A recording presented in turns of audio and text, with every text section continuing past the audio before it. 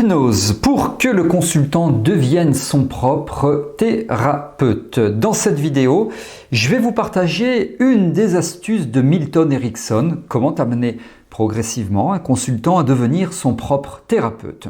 Vous allez comprendre que l'hypnose n'est pas une technique de contrôle, mais plutôt un accompagnement qui réveille l'intelligence inconsciente de vos consultants. Vous allez aussi découvrir comment structurer vos séances pour favoriser l'autonomie sans imposer de solution.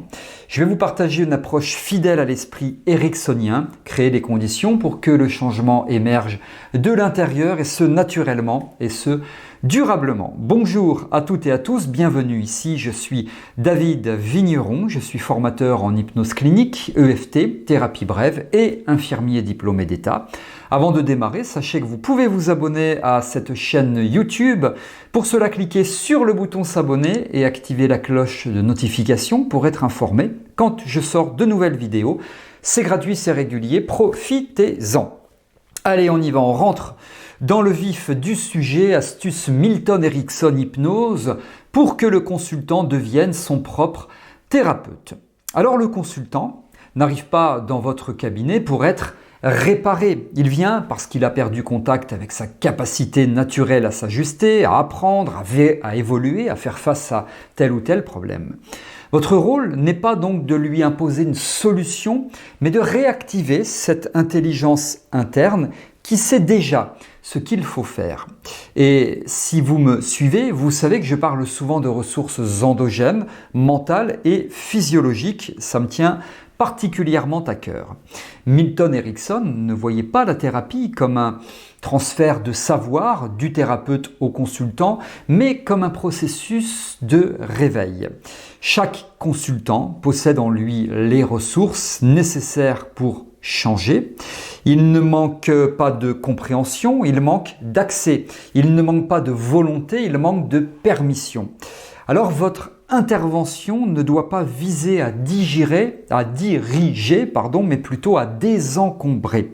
Le symptôme, c'est pas une erreur. Le symptôme, c'est une tentative de solution, souvent dépassée, mais logique dans le système interne du consultant. Votre tâche n'est pas de la combattre, mais de l'élargir, de la transformer en quelque chose de plus souple, de plus utile. Le changement ne vient pas de l'extérieur, il émerge d'où, d'après vous? Il émerge de l'intérieur. Vous n'êtes pas un guide, vous êtes un facilitateur. Vous ne donnez pas de réponse, vous créez les conditions optimales pour que les réponses émergent. Et ces conditions passent par une attitude fondamentale, la confiance absolue dans le processus inconscient du consultant. Cette confiance n'est pas une posture, elle se transmet par chaque mot, chaque silence aussi, chaque intonation. Elle est palpable, elle est comme contagieuse. Quand vous parlez, vos consultants entendent non seulement vos mots, mais votre foi en leur capacité à guérir. Par guérir, j'entends les aider à atteindre leurs objectifs thérapeutiques pour lesquels ils viennent vous voir en consultation. Et c'est cela, le cœur de l'approche ericksonienne, c'est laisser l'inconscient apprendre ce qu'il veut, dans l'ordre qu'il veut. Vous ne contrôlez pas le processus, vous l'accompagnez. Vous installez des suggestions, des métaphores, des expériences symboliques et vous laissez l'inconscient s'en emparer. Il ne suit pas un espèce de plan linéaire, il avance petit à petit, parfois par détour, par surprise, par bond, et c'est dans ces moments imprévus que le changement s'ancre durablement. Chaque consultant arrive avec des comportements, des habitudes, des intérêts, des valeurs, des défauts aussi, des récits de vie. Ce ne sont pas des obstacles à contourner, ce sont des leviers à utiliser. L'approche de l'utilisation, telle que développée par Milton Erickson, repose sur ce principe simple: rien n'est à rejeter. Même ce qui semble dysfonctionnel peut être redirigé vers un but thérapeutique. Un trouble obsessionnel devient une capacité de concentration, une anxiété constante devient une vigilance adaptative, une rigidité devient une fiabilité. Alors votre regard ne doit pas chercher ce qui ne va pas, mais ce qui fonctionne déjà, même partiellement. Vous ne corrigez pas, vous amplifiez. Vous ne remplacez pas, vous transformez. Par exemple, un consultant, imaginons, qui rumine, sans cesse peut être invité à utiliser cette capacité à penser en boucle pour explorer une nouvelle perspective, puis une autre, puis encore une autre, jusqu'à ce que l'esprit trouve naturellement une sortie. Vous ne lui demandez pas d'arrêter de ruminer, vous lui offrez une nouvelle direction pour ce processus. C'est ainsi que vous construisez des ponts entre ce que le consultant peut faire, ce qu'il peut faire et ce qu'il veut faire. L'utilisation ne se limite pas au comportement. Elle s'étend à la voix, au langage, au silence, au mouvement du corps. Un simple battement de paupières, un soupir, un changement de posture peut devenir le point d'ancrage d'une suggestion. Quand vous voyez un signe de relâchement, vous le nommez. Quand vous entendez une hésitation, vous la valorisez. Quand vous percevez une émotion, vous l'invitez à s'approfondir. Vous n'imposez rien, vous reconnaissez. Et cette reconnaissance active le processus. Le consultant sent que vous le voyez tel qu'il est, non tel que vous voudriez qu'il soit. Et ça crée un rapport de confiance profond et qui est évidemment tout à fait indispensable. Et c'est dans ce rapport que l'inconscient commence à coopérer. Vous n'avez pas besoin de forcer la transe, vous l'accompagnez à travers ce que le consultant fait déjà naturellement. Le rôle du thérapeute n'est pas de parler pour induire, mais de savoir reconnaître quand la transe commence.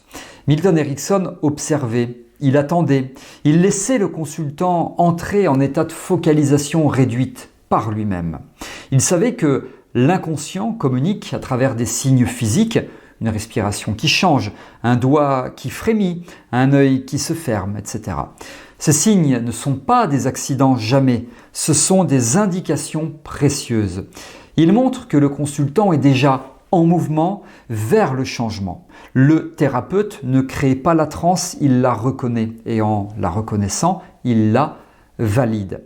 Un simple silence bienveillant, un regard posé, une écoute totale suffisent à amplifier ce mouvement. Milton Erickson pouvait rester longuement muet, les yeux posés sur son consultant, sans rien dire et sans rien suggérer. Ce silence, eh bien, il n'était pas passif. Il était chargé d'attente, de confiance, de respect. Et c'est dans cet espace que l'inconscient pouvait enfin s'exprimer sans être interrompu. Dans un cas rapporté, une patiente ajuste sa posture, les pieds au sol. Erickson ne dit rien, mais il sait que ce simple geste est une autosuggestion. Elle se dit donc à elle-même « Je vais entrer en transe ». Et il commence en commentant. C'est toujours mieux que le consultant se fasse lui-même les suggestions importantes.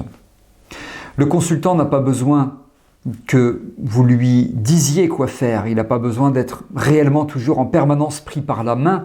Il a besoin que vous reconnaissiez ce qu'il a déjà fait. Vos consultants savent ce qu'ils doivent faire. Leur inconscient le sait. Votre rôle est de créer les conditions pour qu'ils l'entendent. La suggestion thérapeutique n'est pas un processus de reprogrammation du consultant selon votre point de vue. Elle est une invitation à une nouvelle synthèse interne réalisée par le consultant lui-même. Vous ne téléchargez pas une solution, vous installez un dispositif qui permet à l'inconscient de recomposer sa réponse. Ça passe par des métaphores, des histoires, des tâches ouvertes, des suggestions post-hypnotiques, etc. Erickson racontait des anecdotes personnelles, des fables familiales, des situations qui étaient apparemment anodines et qui résonnaient profondément avec l'expérience du consultant.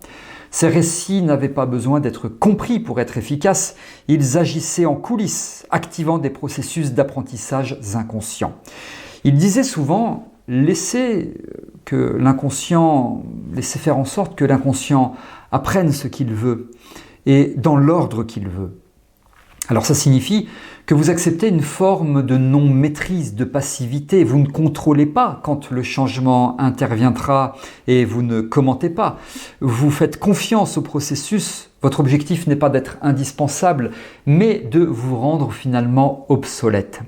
Chaque séance doit être conçue comme un pas vers l'autonomie du consultant. Vous ne cherchez pas à créer une dépendance, vous structurez vos interventions pour que le consultant puisse continuer seul. Il n'a pas besoin de vous revoir, en tout cas pas toujours. Il a besoin de retrouver son rapport avec son propre inconscient et quand ce rapport est rétabli, il n'a plus besoin de thérapeute. Il a retrouvé en quelque sorte son guide intérieur et donc votre but ultime n'est pas la disparition d'un symptôme, mais vous cherchez à obtenir, si je peux dire, un consultant qui a retrouvé sa capacité à s'autoréguler, à apprendre, à se transformer. Un consultant qui devient en quelque sorte son propre thérapeute. Sachez que vous pouvez vous abonner à mon canal Telegram, c'est tout à fait gratuit. Une fois par mois, je vous diffuse du contenu, des bonus, des mini-formations, etc. qui sont exclusivement produits pour ce groupe. Pour vous inscrire, c'est sous cette vidéo, alors profitez-en. Voilà tout ce que je souhaitais vous expliquer ici. J'espère que cette vidéo vous a plu. Si c'est le cas, vous pouvez liker en cliquant sur le pouce bleu. Et si vous avez des commentaires, remarques, questions, suggestions ou autres, c'est sous cette vidéo dans la partie prévue pour cela. Merci pour votre attention. On se retrouve avec grand plaisir dans de prochaines vidéos. À très bientôt.